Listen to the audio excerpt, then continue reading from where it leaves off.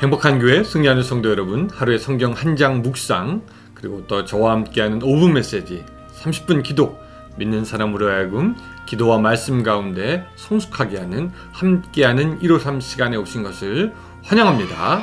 오늘은 시즌2 29번째 9월 21일 화요일 순서입니다.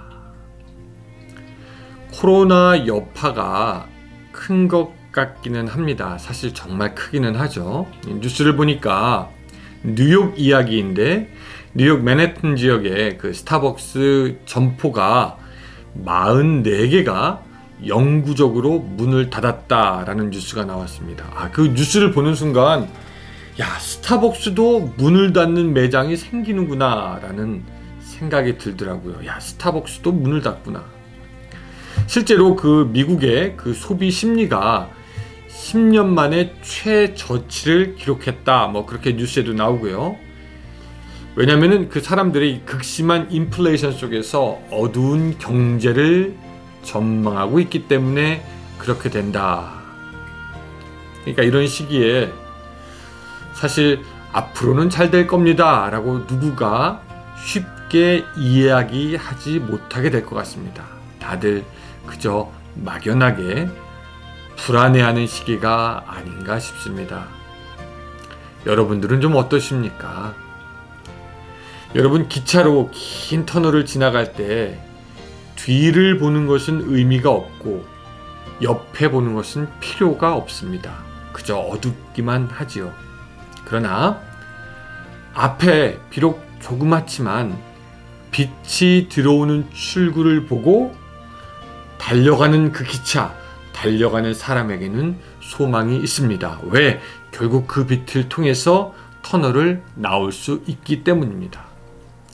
사람들은 생각하죠. 저 멀리 있는 조그만 빛이 무슨 도움이 되겠나. 하지만 결국은 그 빛으로 인해서 터널 바깥으로 나가게 됩니다. 우리의 소망 되신 예수님이 어쩌면 지금 우리에게 아주 조그만 빛으로 멀리서 보일 수도 있겠습니다. 그러나 믿음 잃지 않고 계속 경주하여 마침내 큰 빛에 이르며 어둠의 터널을 빠져나갈 수 있는 그런 여러분들의 삶이 되시기를 바라면서 오늘 153 시작합니다.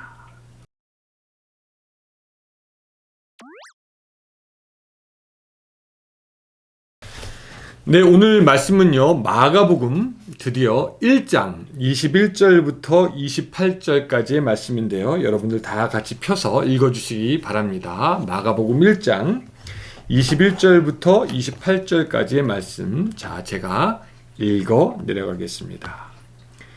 그들이 가버나움에 들어가니라. 예수께서 곧 안식일에 회당에 들어가 가르치심에 뭇사람이 그의 교훈에 놀라니 이는 그가 가르치시는 것이 권위 있는 자와 같고 서기관들과 같지 아니함일러라. 마침 그들의 회당에 더러운 귀신 들린 사람이 있어 소리질러 이르되 나사렛 예수여, 우리가 당신과 무슨 상관이 있나이까? 우리를 멸하러 왔나이까? 나는 당신이 누구인 줄 아노니 하나님의 거룩한 자니이다. 예수께서 꾸짖어 이르시되 잠잠하고 그 사람에게서 나오라 하시니 더러운 귀신이 그 사람에게 경련을 일으키고 큰 소리를 지르며 나오는지라. 다 놀라 서로 물어 이르되 이는 어찌미냐? 권위 있는 새 교훈이로다. 더러운 귀신들에게 명한즉 순종하는도다 하더라. 예수의 소문이 곧 온 갈릴리 사방에 퍼지더라. 아멘. 오늘 본문에 보면은 그 예수님께서 회당에 들어가십니다. 이 회당이라고 하는 것은요, 유대인들의 신앙의 중심이 되는 곳입니다. 영어로는 시나고그라고 불리기도 하죠. 이 회당이 언제부터 시작되었는지 정확하게 알 수는 없지만 아마도 이스라엘이 바벨론의 포로로 잡혀갔을 때에 성전도 무너졌고 그들이 제사를 더 이상 드릴 수 없게 되자 그들은 가정 혹은 강가에서 모임을 가지면서 그것이 회당으로 발전되었다, 이런 이야기를 합니다. 또 다른 이야기도 있는데요. 제2성전 헤롯 성전이 로마에 의해서 파괴된 후부터 유대교의 회당이 생겼다라고 보는 사람들이 있습니다. 어쨌든 이 회당은요, 물론 건물이 있겠죠. 그 회당은 유대인들의 공동체 모임 장소였습니다. 역사가들은 로마에 의해서 성전이 파괴되기 이전부터 회당에서의 모임이 발전되었다라고 이야기하기도 합니다. 그 회당은 유대인들에게 있어서 하나님의 말씀을 듣고 배우는 곳이고 성서를 연구하는 지역 모임 장소였습니다. 그래서 성전이 존재할 때에도 회당은 어느 정도 있었던 것이다 라고 보는 사람들도 있고요. 어쨌든 그 성전이 무너진 이후에 이 회당은 본격적으로 유대인들을 즉 성서를 교육하는 장소로서의 기능을 가지게 되고, 지금도 회당은요, 유대인들이 모여서 성경을 연구하고 또 예배하고 지역사회의 그 센터 같은 역할을 하면서 어린아이들이 와서 무엇인가 배우기도 하고 또한 어른들이 문화생활을 하기도 하는 그런 곳으로 알려져 있습니다. 자, 오늘 본문은 예수님께서 이제 그 회당에 들어가시는 것으로 시작이 됩니다. 예수님이 그 가버나움에 있는 그 회당에 들어가 보니까 거기에는 두 가지가 없었습니다. 첫 번째 뭐냐면요, 참된 교훈이 거기에는 없었습니다. 22절 보니까 이렇게 기록하고 있죠. 뭇사람이 그의 교훈에 놀라니 이는 그가 가르치시는 것이 권위 있는 자와 같고 서기관들과 같지 아니함일러라. 자, 이 말씀이 뭐냐? 회당에서 성경을 가르치는 일이 있었고 서기관들이 그것을 감당하긴 했지만 그 교훈과 가르침에 그냥 권위가 없었다라는 것이고 그냥 하나마나하는 가르침이었었다라는 것을 우리에게 보여줍니다. 참 교훈, 참 교육, 진정한 진리를 가르치는 것이 거기에는 없었다라고 볼 수 있고요. 또 두 번째, 회당에는 능력이 없었습니다. 예수님이 회당에 가보니까 거기 귀신 들린 자가 있었죠. 그래서 본문 23절에는 이렇게 말씀합니다. 마침 그들의 회당에 더러운 귀신 들린 사람이 있어 소리질러 가로되 라고 말합니다. 여러분, 하나님의 말씀이 있는 곳에는 능력이 있고 하나님을 따르는 자들에게는 능력이 당연히 나타납니다.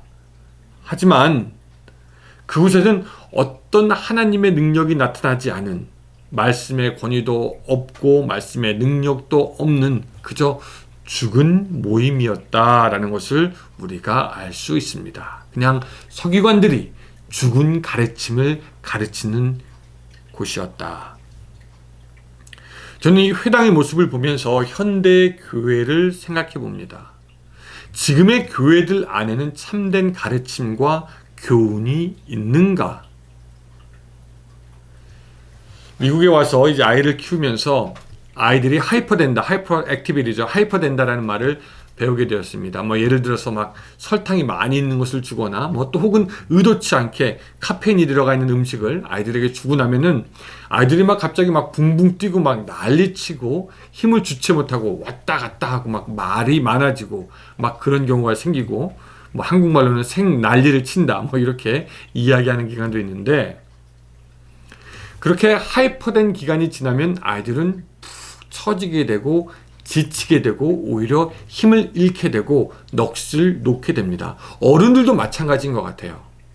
잠시 잠깐 어떤 그런 각성되는 그런 음료를 먹은 후에는 잠깐 힘이 나는 것 같지만 오히려 더 나중에는 푹 처지게 돼 있습니다. 근데 이 많은 신자들과 교회 그리고 목사들이 어쩌면은 사람들을 건강하게 만드는, 영적으로 강건하게 만드는 그런 좋은 음식 같은 말씀보다 어쩌면 일단 사람들을 그냥 하이퍼시키는, 설탕이 들어가 있는, 카페인이 있는 어떤 그런 영적인 음식, 먹을 것, 가르침을 제공하고 있지는 않은가 생각이 됩니다. 어떤 겁니까? 당장에 듣기 좋고 아멘 따라하기 쉽고 이해하기 좋고 그저 앉아서 듣기만 하면 되는 그런 말씀입니다. 그냥 인조이 하게 되는 그런 말씀. 그러나 삶을 고치고 개혁하게 하며 때로는 갈등하게 하고 씨름도 하게 하면서 결국은 십자가를 지고 가게 하는 그런 진정한 교훈, 진정한 가르침이 점점 없어지는 세대가 바로 지금의 세대가 아닌가 생각해 봅니다. 물론 우리의 마음을 쉽게 기쁘게 할 수 있는 가벼운 말씀, 그런 말씀도 필요하겠지만 때로는 무겁고 믿는 사람들로 하여금 이 시대의 아픔을 보고 고뇌하게 하며 장차 다가올 하나님의 나라를 믿음으로 기다리게 하는 그러한 진정한 가르침은 지금 우리 믿는 사람들 가운데 있는가 생각해 보게 됩니다. 여러분, 진정한 말씀과 교훈, 가르침이 없는 곳에는 당연히 생기는 현상이 있는데요. 그것은 능력도 없다는 겁니다. 여러분, 아이들이 힘을 쓰려면 설탕물과 소다만 먹어서는 안 되죠. 고기며 채소며 골고루 꼭꼭 씹어 먹어야 됩니다. 달콤한 음료수 먹고 쉐이크 먹고 그때만 반짝하겠죠. 그러나 더욱더 처지게 되고 더욱더 주저앉게 됩니다. 지금의 교회들과 믿는 자들에게는 능력이 있습니까? 참된 교훈을 받아들이고 그 말씀 가지고 씨름하면서 하나님의 능력이 나타나느냐 이 말입니다. 여러분, 우리는 할 수 있는 것이 더 많습니까? 아니면 하지 못하는 것이 더 많습니까? 우리가 교회에서 합니다가 많습니까? 아니면 못합니다가 더 많습니까? 우리도 진정한 말씀과 교훈을 받고 그 말씀대로 살아가려는 영적인 훈련을 해야지, 그렇지 않고 쉬운 말씀만 듣고 거기에만 매달려 있다면 여러분, 우리에게서도 능력이 나타나지 않을 겁니다. 지금의 크고 작은 교회에서 보여지는 모습들은 무엇입니까? 귀신이 쫓겨나가고 안진뱅이가 일어나고 문둥병자가 고침을 받고 그런 기적이 일어나지는 않을지라도, 그런 능력이 지금 우리 눈앞에 보이지는 않을지라도 주어진 일을 묵묵히 해내고 말씀대로 살려고 하며 주의 말씀에 용기를 얻어 도전해보고 주님이 말하시던 그 자기 십자가를 끝까지 지고 가는 모습, 오늘 우리에게 있어야지 않겠습니까? 어느덧 지금의 교회는 그냥 하기 쉬운 것, 하고 싶은 것만 하는 그런 때가 되었지, 정말 하나님의 나라를 위해서 한 걸음 한 걸음 더욱 나가려고 하는 노력은 어쩌면 우리 한국교회 전체에 부족하지 않은가 생각하여 봅니다. 여러분, 여러분의 성령의 전, 몸과 마음은 어떻습니까? 거기에 진정한 교훈과 권위 있는 교훈이 있습니까? 말씀의 능력이 있습니까? 여러분들의 가정은 어떻습니까? 거기에 교훈이 있고 거기에 능력이 있습니까?